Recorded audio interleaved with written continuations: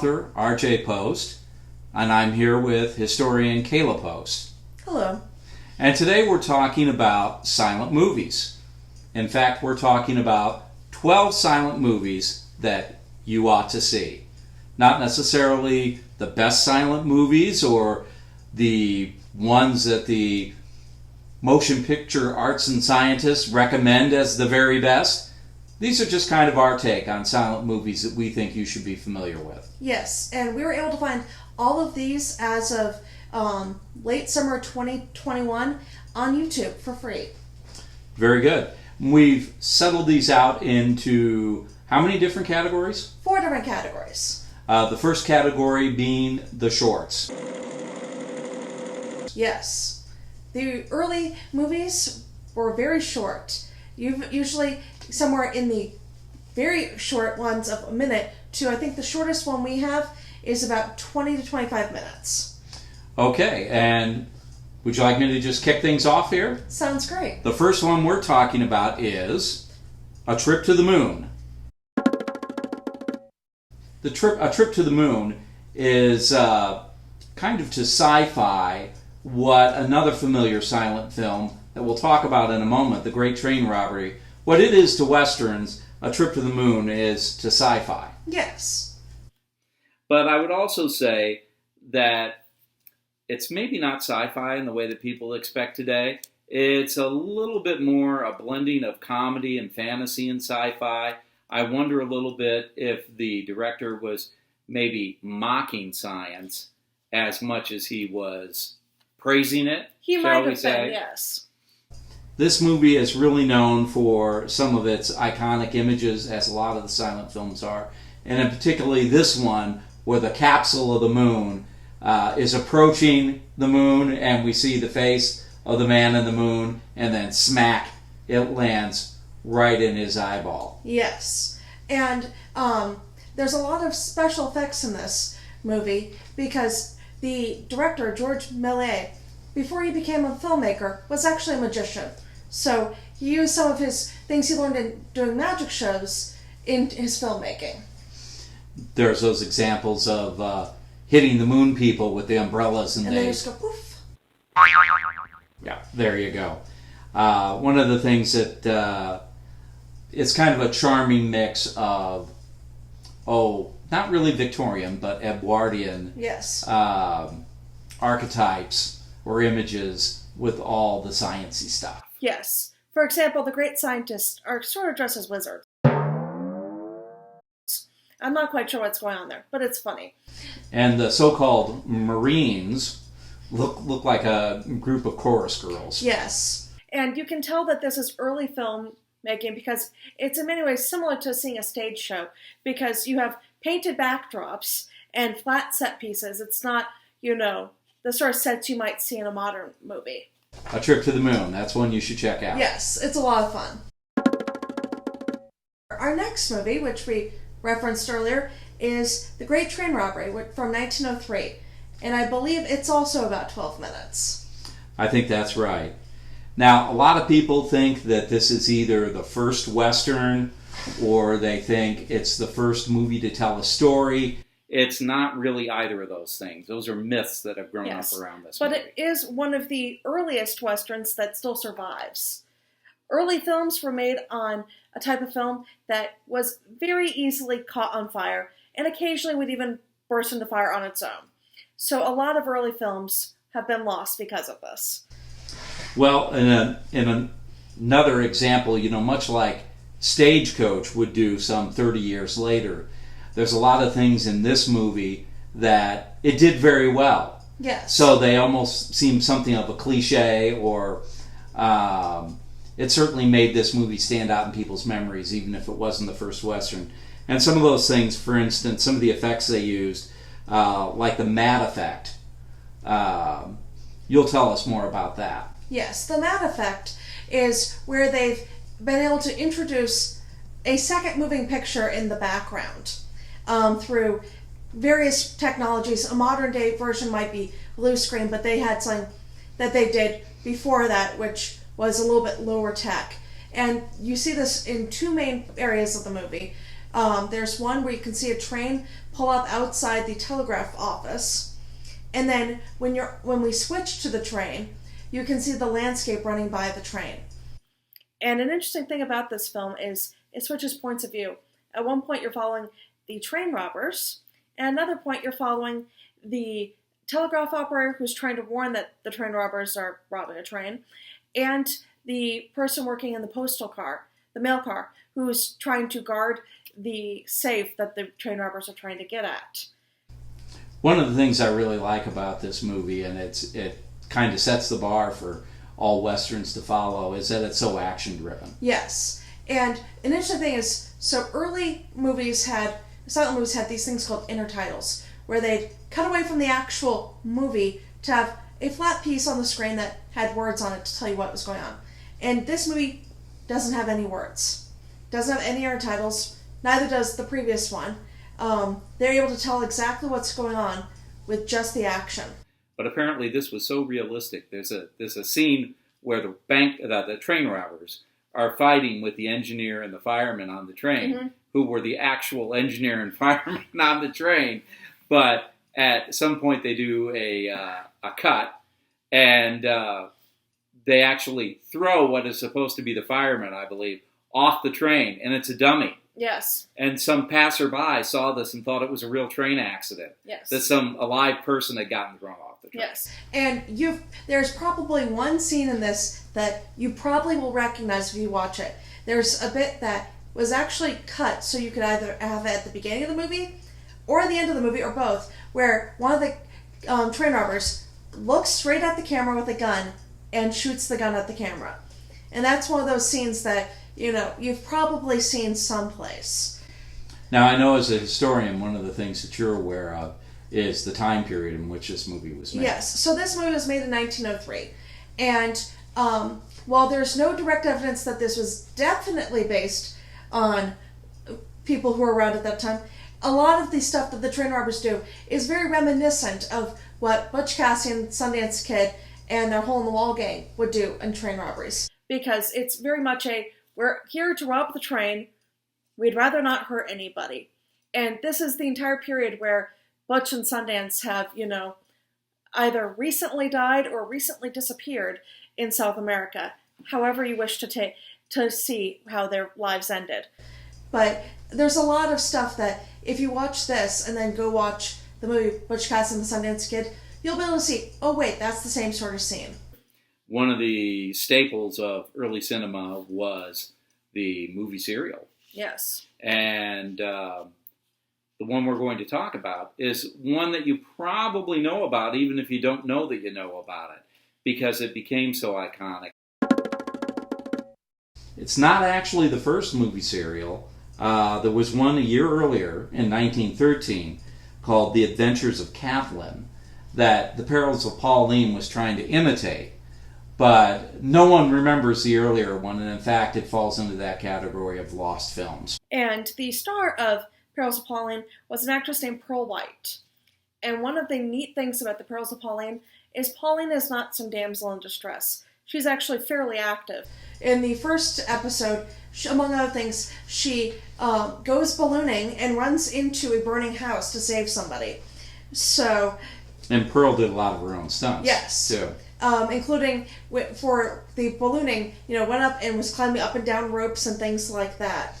There are other chapters where she gets involved with, Native Americans and pirates and you name it. I mean, yes. Pauline got around. Yes. If you go and find it on YouTube, that is not actually the original version. No. Because they had made a version in America, and then they sort of condensed it into a fewer number of chapters for the European market. This one actually does have those intertitles, explain what's going on. But they went from English to being translated into French, and then translated back into English. So sometimes they don't make a whole lot of sense.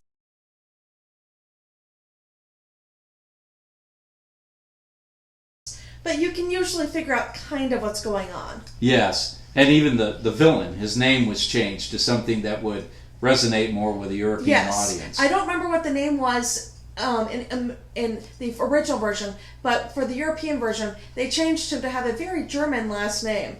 Because this is 1914, and by the time it made it over to Europe, I think it was after World War One. But anyways, no one was fans of the Germans at that point. It's actually the French version of the film that we're talking about here. And for those of you who don't remember, Germany invaded France in 1914-ish. Yeah, the original, the 20-chapter original, falls again into that category of lost films. Yes. So the thing that we have that we can access is that 9-chapter condensed version. So, in this case, the 9-chapter one, the episodes are longer than the original ones were, but there's also probably been some trimming happening. So we don't know exactly how long it originally was. We just have what we've got left. There you go. And that wraps up our section about the shorts. What are we going to talk about next, Phil? Next, we're going to talk about the comedies, and in this category we have 3 movies, and each of them stars one of the great comics of the silent film era. And the first one that we have here is Safety Last, which stars Harold Lloyd. Yes. Who actually, for our friends and neighbors here in Nebraska, Harold Lloyd was actually from Burchard, Nebraska. Hopefully all those folks out in Burchard, I'm pronouncing the name of their town correctly. Yes, I hope so. I think it's a kind of a small group at this point, to be honest. Yeah. But the most famous thing, and I think in all 3 of these comedies we're going to talk about, is there is that iconic shot. Yes. And in Safety Last, it's Harold hanging from the clock. Yes. High atop the building. Yes. So this film, Safety Last, was made by Hal Roach Studios, which if you might be vaguely familiar with the name, but what you would know it best for is, among other things, they made the original Little Rascals. Their studio backlot shows up in lots of 50s and 60s television as sort of falling apart towns before it actually got raised in the mid-1960s. The famous episode of The Twilight Zone. Yes. I believe it's called... I think it's called Duet. Duet. Charles Bronson and Elizabeth Montgomery. Yes. Right. That was one of the last things shot on the Hal Roach Studios backlot before they burned it down. So. Now, a lot of the things, though, from the iconic shot were actually shot in downtown Los Angeles. Yes. It's supposed to take place in an unnamed large city that gets hinted to be New York, but is actually shot in downtown Los Angeles. And so there's a lot of, if you're watching it and you know your historic Los Angeles, you might see buildings you recognize. Yeah, Harold did a lot of his own stunts like Pearl White did, which was interesting because on one of his hands he was missing the thumb and the first finger. Yes. And he wore sort of a prosthetic glove, so you can't really tell. But they built a series of sets on top of progressively taller buildings for him to be climbing to do this. So it looks like he's going up higher and higher, but if he were to fall off, he'd be landing on the roof of a building that, with some nice mattresses. Probably. Yes, right, maybe 10 feet below. Yes. Rather than falling off a building, hundreds of feet to the pavement there in Los Angeles. Yes, and unlike the movies we talked about previously, this is a longer movie. This is what's called a multi-reel. A reel of film was usually about 12 to 15 minutes. So this, I don't remember how many reels this would have been, but this probably was 5 or 6 reels. So it's what you think of as a full-length movie. Right. Albeit a short full-length movie. Right. Closer to what we think of today as the length of a feature film. Yes. And as you might expect, with a lot of physical comedy, there's a scene early in the movie where he's at a train station and he's in such a hurry, he mistakes this lady's baby carrier for his suitcase and grabs it and runs off. And then she goes running after him. He looks down, realizes it, gives it to her, and then realizes instead of getting on the train, he had gotten in the back of a truck, so he has to run to catch the train. Right. Another scene where he and his roommate, the landlord, is coming to collect the rent. Which they don't have. They're both in their overcoats, and they put their overcoats up on hooks on the and then wall. Tuck their legs up in it, so when their landlord comes in, it just looks like their overcoats are hanging there. Right. It's a great scene. Yes.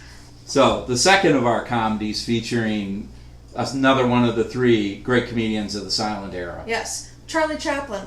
And we're talking about The Gold Rush, which is one of the movies that Charlie Chaplin wanted to be most remembered for.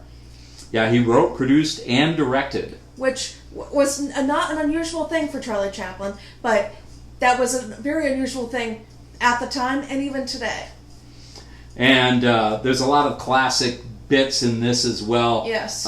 Maybe the most famous is the what they refer to as the dinner roll dance. Yes. He's got these 2 dinner rolls on forks, and he's making them dance. And, Yes. And he was actually asked to recreate that at parties and things. Yes. It was so well And this is also the one where there's the whole him boiling the shoe and cutting it up and eating it. Right. How many times have you seen that afterwards in old cartoons or anything else? And he was the one that did it. And first. this is one of the movies he made in the Little Tramp persona, which is probably, when you think of Charlie Chaplin, that's probably what you're thinking of, where he's wearing like sort of oversized, mismatched clothes and the hat and everything like that. And even though this takes place in Alaska, it's about the gold rush. They actually filmed most of it in Hollywood in a series of elaborate sets where they did snowstorms and you name it. Yes. Well, moving along to the third one of our action, our comedies from the silent era. This one's Steamboat Bill Jr. Yes. And an interesting thing about Steamboat Bill Jr., it stars Buster Keaton, and this is the first of our films that's from a studio that still exists. It was made by United Artists. That's interesting because Charlie Chaplin, of course, was one of the founding members of United Artists. And Buster Keaton, another one of the great silent comedians, and the bit you've probably seen from this movie is the house falling around him.